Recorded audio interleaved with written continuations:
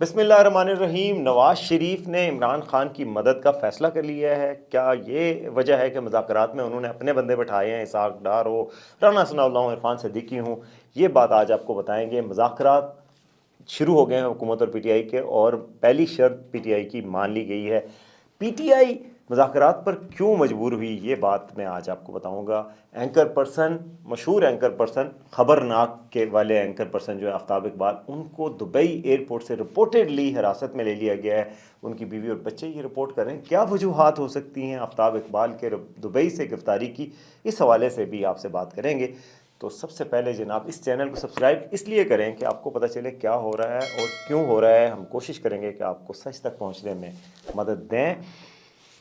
अच्छा जी, बड़ी ख़बर यह है कि जी पाकिस्तान में जो हो रहा है वो ये है कि मुज़ाकरात हो रहे हैं, और ये बहुत अच्छी बात है। ये बात कब से हम कहते आ रहे हैं कि पाकिस्तान में अगर कोई मसला हल करना है, इमरान खान साहब का मसला हल करना है हुकूमत के साथ, फॉर्म 47 45 की बहस, किसने हुकूमत करनी है, किसका हक़ हुक्मरानी है, जमहूरियत होनी है या नहीं होनी, 9 मई का झगड़ा हो, जेल में रहना है कि बाहर आना है, ये सब बातें। और क्या फ़ाइनल कॉल हल है, सिविल डिसोबीडियंस हल है? नहीं जनाब, हल यही है कि मुज़ाकरात के लिए टेबल पर बैठें। एनआरओ जो है वो इतना डर्टी वर्ड बना दिया गया है। ये एनआरओ टाइप चीज़ नहीं होती। मुज़ाकरात सिर्फ एनआरओ के लिए नहीं किए जाते। लेकिन अब पीटीआई बैठ गई है मुज़ाकरात के लिए हुकूमत के साथ, और मान गए हैं कि जी अब बात करनी है, और पहला मुतालबा भी पेश किया और वो मान भी लिया गया है। तो ये हुआ क्या है और हो क्या रहा है जनाब, इसमें आपको बताऊं अंदर की खबर कि जी नवाज़ शरीफ साहब फुली ऑन बोर्ड हैं, और नवाज़ शरीफ साहब ये कहते पाए गए अपनी पार्टी के लीडरों से कि जी इमरान खान साहब के हवाले से मुज़ाकरात करें आप।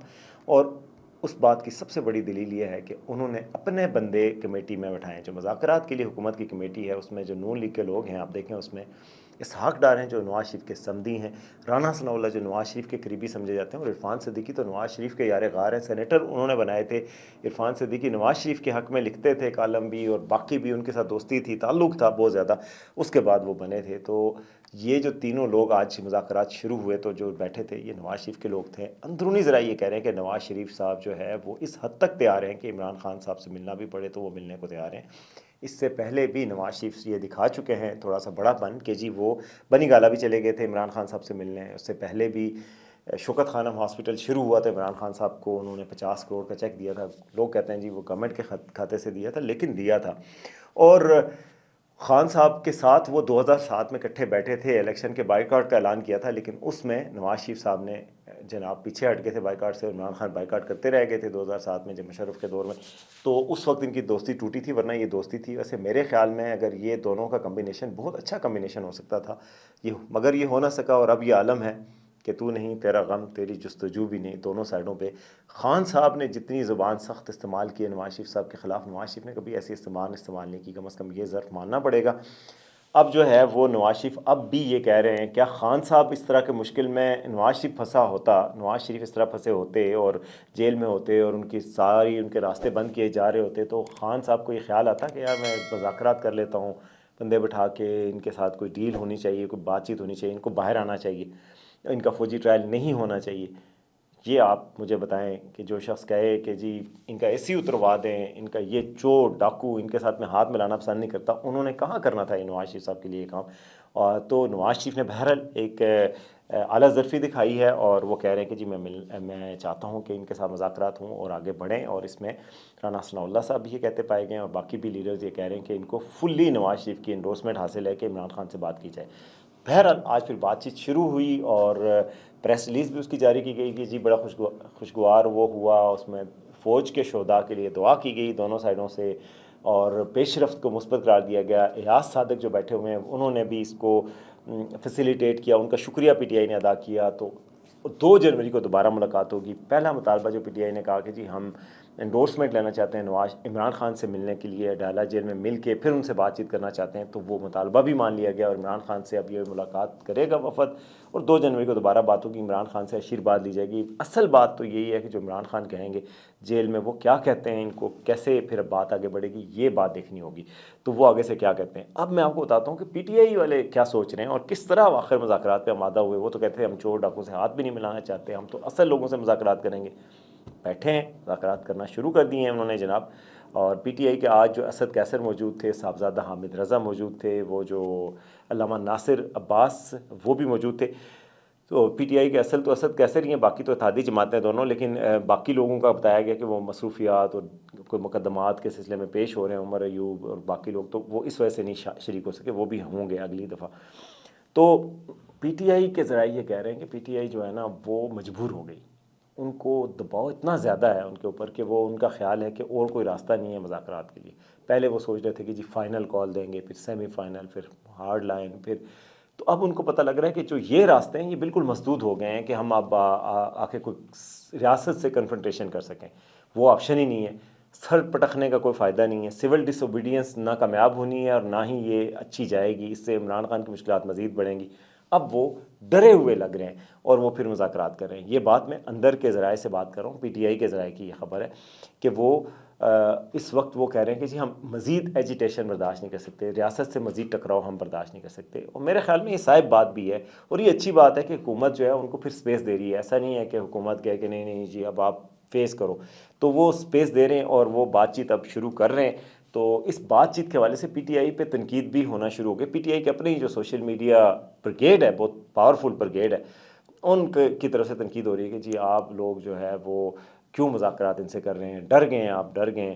دوسری طرف حکومت پہ بھی، حکومت کے حامی کہہ رہے ہیں کہ جی آپ لوگ ان کو کہہ رہے ہیں کہ حکومت مل لیں جا کے عمران خان سے، آپ ڈر گئے ہیں۔ آج رانا ثناءاللہ سے سوال پوچھا گیا کہ بھائی کیا یہ انٹرنیشنل پریشر ہے جس کی وجہ سے آپ پی ٹی آئی سے مذاکرات کر رہے ہیں؟ تو انہوں نے کیا پوچھا، کون سا پریشر؟ انہوں نے کہا ٹرمپ صاحب آ رہے ہیں، ظاہر ہے جنوری میں ان کی اناگریشن ہے، اگلے مہینے میں وہ صدر کا اوتھ لے لیں گے، اس کے بعد تو وہی آل ان آل ہوں گے اور وہ عمران خان کے یار ہیں۔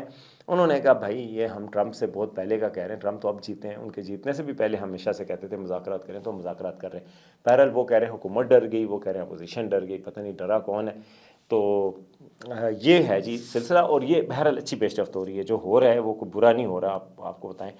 اب آتے ہیں جی ایک اور خبر کی طرف، اور وہ خبر ہے جناب سینئر اینکر پرسن ہے آفتاب اقبال، وہ گرفتار ہو گئے ہیں دبئی میں، مبینہ طور پر ان کی فیملی کہتی ہے، ان کی اہلیہ بھی کہا جا رہا ہے کہ ان کے ساتھ تھی، ان کو نہیں روکا گیا اور آفتاب اقبال کو روک لیا گیا دبئی ایئرپورٹ پر۔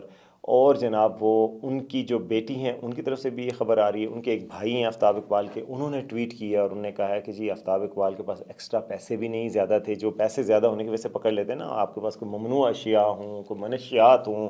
ایک پاکستانی کرکٹر کو بھی پکڑ لیا تھا جو کچھ دبئی ایئرپورٹ پہ، پھر ایک اور پاکستانی اینکر محیط پیرزادہ صاحب کو پکڑ لیا تھا، وہ جو کوئی ان کے والد صاحب کے انگوٹھے لگوائے تھے، انہوں نے اپنے کاغذوں پہ مبینہ طور پر اس پہ کہ وہ فوت شدہ تھے اور انہیں جائیداد کے کاغذ تھے وہ مبینہ طور پہ کہا گیا۔ تو پھر اس پہ حکومت پاکستان نے، اس وقت کی حکومت پاکستان اور اس وقت کے جو جنرل فیض تھے، اور کہتے ہیں کہ انہوں نے اثر رسوخ استعمال کیا تھا اور پھر وہ رہا ہو گئے تھے۔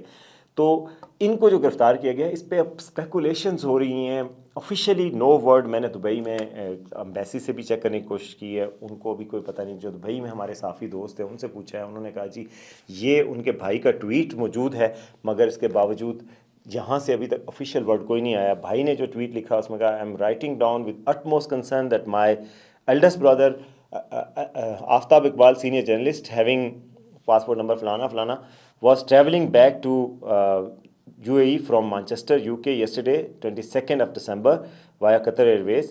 So on arrival at Dubai airport he was stopped and detained there without assigning any reason. تو وہ کہتے ہیں ان کو پکڑ لیا اور ان کو بغیر وجہ بتائے، اور فلاں قطر ایئرپورٹ سے مانچسٹر سے ادھر وہ دبئی اترے تو پھر ان کو پکڑ لیا گیا۔ انہوں نے کہا جی we have not got wind of him ever since, ان کے بعد ان کا کچھ اتا پتہ نہیں معلوم۔ انہوں نے کہا کہ اس لیے یہ مسئلہ ہم اٹھا رہے ہیں، ان کے بھائی نے بھی کہا۔ تو یہ یعنی ہر طرف سے یہ بات ہو رہی ہے، لیکن یہ نہیں سمجھ آ رہی کہ ان کو کیوں گرفتار کیا گیا۔ اب جو آفتاب اقبال کے ساتھ جو تنازعات تھے، ادھر تو آپ کو پتہ ہے ایک دفعہ اریسٹ بھی ہوئے تھے، ان کا 9 مئی کے سلسلے میں کہا گیا تھا کہ وہ ادھر موجود تھے کور کمانڈر ہاؤس کے باہر، بعد میں انہوں نے وضاحت کی، وہ رہا ہو گئے تھے اور انہوں نے وضاحت کی تھی اور پھر باہر چلے گئے ملک سے پاکستان چھوڑ کر۔ تو انہوں نے وضاحت کی تھی جی کہ میں وہاں پہ کوریج کے لیے کیا تھا اور میں تو لوگوں کو منع کر رہا تھا اور وہ وجہ نہیں تھی۔ تو بعد میں زیادہ تر لوگوں نے کوریبوریٹ بھی کیا ان کے اس بات کو کہ یہی بات ہے، صحیح بات ہے کہ یہ وہاں توڑ پھوڑ تو ظاہر ہے ایک صحافی کے طور پہ نہیں کر رہے تھے، وہاں پہ بس کھڑے تھے اور دیکھ رہے تھے۔ لیکن ان کے جو تنازعات یہ ایک تنازع تھا لیکن اس کے بعد وہ پاکستان چھوڑ کے چلے گئے۔ ان کو تھا شاید کوئی اور کیس بن جائے گا یا ہمارے لیے مشکلات ہو جائیں گی، جو عمران خان کی وہ بہت کھل کے حمایت کرتے تھے۔ ایک اور بات جو ان کی تھی کہ وہ پاکستان میں انڈس ٹی وی تھا، آپ انٹرٹینمنٹ تھی، وہاں پر ان کے تنازعات تھے، ان پہ فراڈ کے الزامات لگائے گئے تھے کہ جی وہاں پر ان کے کوئی کیس بنا تھا، کچھ اور چیزیں تھیں۔ وہ بھی تھی، اور اس میں ملک ریاض کے جو ملک ریاض صاحب تھے وہ اونرشپ لے رہے تھے اس وقت آپ ٹی وی کے اور انڈس ٹی وی کی، ان کے ساتھ ان کے ڈیل تھی. کہا جاتا ہے کہ ادھر انہوں نے ان سے بہت تنخواہ لی تھی، اپنے سارے رشتہ دار بھی بھرتی کیے تھے، جو لوگ وہاں موجود تھے، وہ جو صحافی تھے، جو ہمارے کولیگز وغیرہ، وہ کہتے ہیں جی وہاں پہ ان کو تنخواہیں ٹائم پہ نہیں دی گئیں، لیکن ان لوگوں کے اربوں روپے کما لیے تھے آفتاب اقبال صاحب نے، باقی لوگوں نے.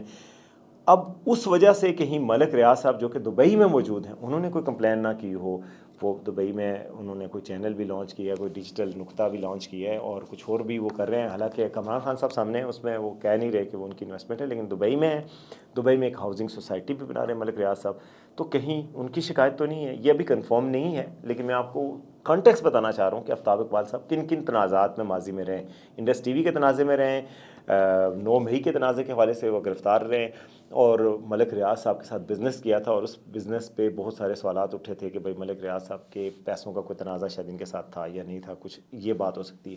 تو کیونکہ ابھی تک کوئی انفارمیشن وہاں سے آ نہیں رہی، تو میں آپ کو کانٹیکس بتا رہا ہوں کہ یہ تنازعات ان کے جو تھے، اور ان میں سے کوئی وجوہات میں سے کوئی ایک وجہ ہو سکتی ہے.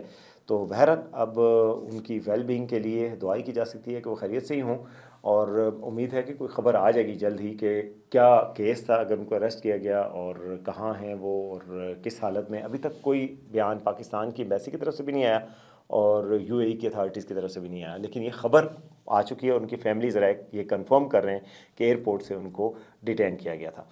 تو یہ تھی جی آج کی خبریں. ڈیولپمنٹ یہی ہے کہ ٹاکس شروع ہو گئے ہیں عمران خان کی پارٹی اور نواز شریف کے درمیان، اور میں آپ کو بتاؤں کہ اس پر مجھے لگ رہا ہے کہ کچھ اسٹیبلشمنٹ کے اعتراضات بھی ہیں. جو عمران خان اور نواز شریف کے ٹاکس ہو رہے ہیں یا جو بات چیت ہو رہی ہے، اسٹیبلشمنٹ کی طرف سے کہا جا رہا ہے کہ جی ان کو کہا گیا ہے کہ جی آپ اپنی طور پہ کریں ٹاکس، اور آپ ہی اپنی اس کی ذمہ داری لیں.